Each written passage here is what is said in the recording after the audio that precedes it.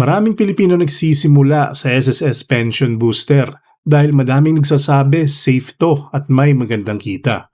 Pero ang hindi alam ng karamihan, may mga detalye dito na hindi obvious at pwedeng makaapekto sa magiging kita mo. Ito ay para mas maintindihan mo ang buong picture kasama ang mga bagay na hindi agad sinasabi bago ka maghulog ng pera mo. Kaya sa video na ito, hindi tayo mag-lecture. Hihimayin natin ang SSS Pension Booster at titingnan natin kung ano talaga ang nangyayari sa likod ng mga numero. Pag-uusapan natin ang mga returns, fees, at withdrawal rules at yung mga bagay na karamihan hindi napapansin. Para bago ka magdesisyon, alam mo kung ano talaga ang pinapasok mo. Ang video na to ay para sa kaalaman lamang, hindi personal na payong pinansyal. Affiliate products in the shelf below. Simulan natin sa basics. Mabilis lang. Ang SSS Pension Booster ay isang voluntary savings program. Hindi ito mandatory. Ikaw ang magdidesisyon kung sasali ka o hindi. Ibig sabihin, walang pilitan. Kung gusto mo, pwede kang maghulog. Kung ayaw mo, pwede mo rin itong skip. At dito pa lang, importanteng maintindihan mo na. Hindi ito kapalit ng regular SSS mo. Ito ay extra hulog bukod sa regular SSS contribution mo. So habang nagbabayad ka ng SSS, pwede kang magdagdag dito para mas palakihin ang iyong magiging ipon.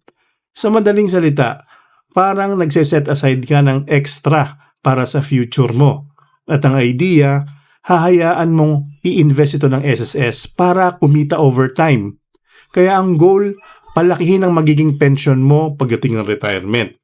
Mukhang simple, mukhang magandang idea, pero kahit ganito siya ka-straightforward, may mga detalye dito na hindi agad obvious. Kapag tiningnan mo ang SSS Pension Booster, mukhang okay talaga siya. Government back, safe at may returns. At dito pumapasok ang iniisip ng karamihan na pareho lang siya sa ibang investment. Na basta maghulog ka, lalaki yung pera mo over time. So, at first glance, parang wala namang problema. Parang good deal. Pero dito nagiging interesting kasi karamihan hanggang dito lang ang alam. Hindi nila tinitingnan kung paano talaga gumagana yung loob nito. At doon nagsisimulang lumabas yung mga bagay na hindi agad obvious. Hindi dahil tinatago, kundi dahil hindi siya yung unang sinasabi o pinapansin. At kapag hindi mo ito alam, pwede itong maapektuhan kung magkano talaga kikitain mo.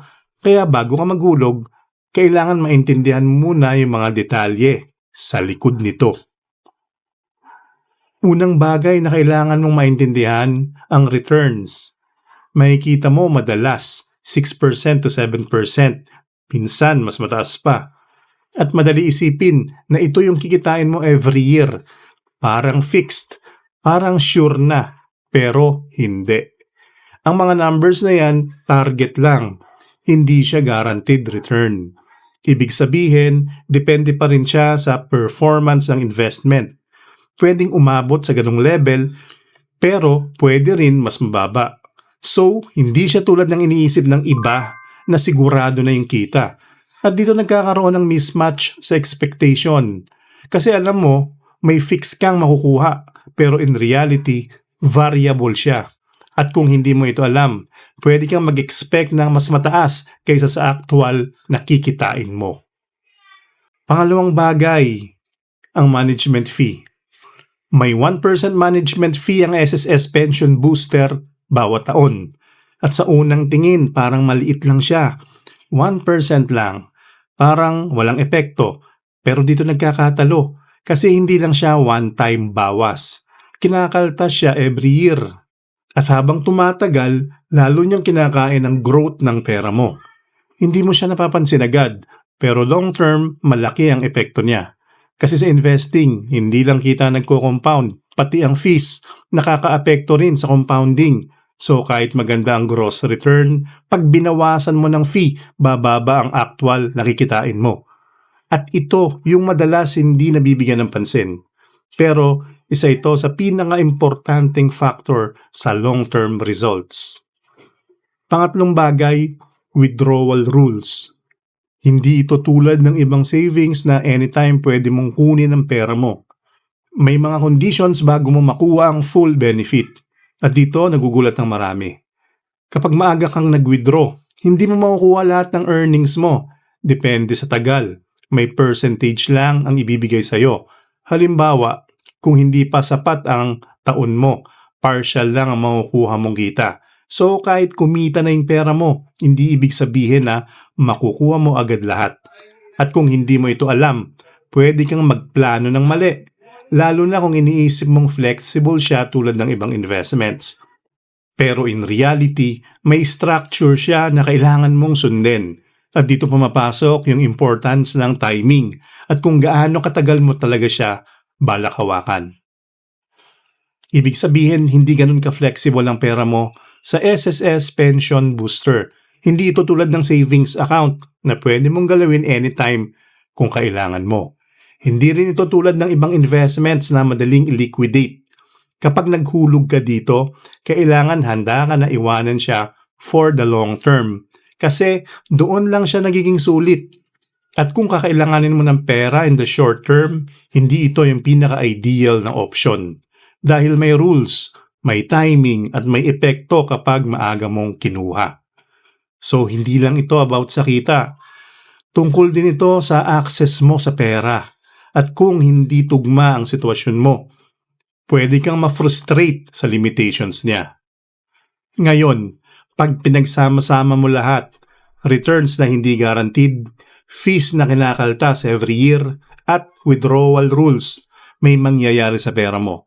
Hindi ito obvious agad pero over time, lumalabas siya. Bababa ang actual growth mo. Hindi dahil pangit ang SSS Pension Booster, kundi dahil sa structure niya.